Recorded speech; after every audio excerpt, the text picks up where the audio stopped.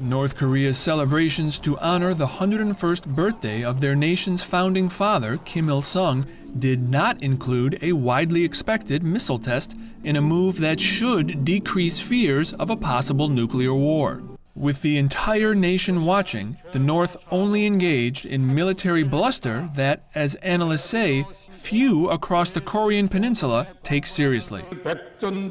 We will mercilessly punish U.S. imperialism and its followers who have insensibly infringed the sovereignty and dignity of our nation by conducting drills of actual nuclear warfare and imposing anti-North Korean sanctions. But despite the predictably belligerent rhetoric, many observers say the lack of a missile test should be viewed by Seoul, Tokyo, and Washington as a significant step towards starting a peace process.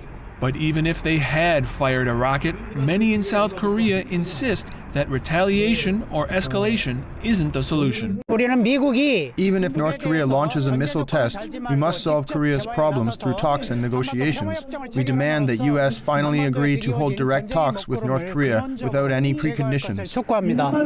All reports from North Korea noted the lack of military preparations or panic among the public. For weeks, a similar calm has been seen among the South Koreans. Many in Seoul are shocked that foreign powers and the Western media appear convinced that the two nations will soon be at war. But many South Koreans agree with Pyongyang that the unprecedented military buildup by the U.S. poisons chances for peace talks.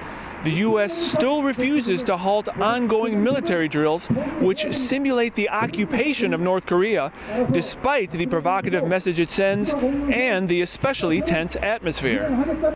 While North Korea celebrated, anti-U.S. and anti-war demonstrations were held across Seoul. Many also had strong words for South Korea's conservative government, who until just last week had rejected the possibility of dialogue with Pyongyang. South Korea ranks 12th in military spending globally. If military spending guarantees peace, the Korean peninsula should be peaceful. South Korea should reduce military spending, use that money for what people really want, and start disarmament talks with the North. Pyongyang recently rejected the South's proposal for talks based on an old proposal, calling the offer an empty shell. With diplomacy seemingly stalled, many are waiting to see if North Korea decides to test a missile later this week. Ramin Mazaheri, Press TV, Seoul.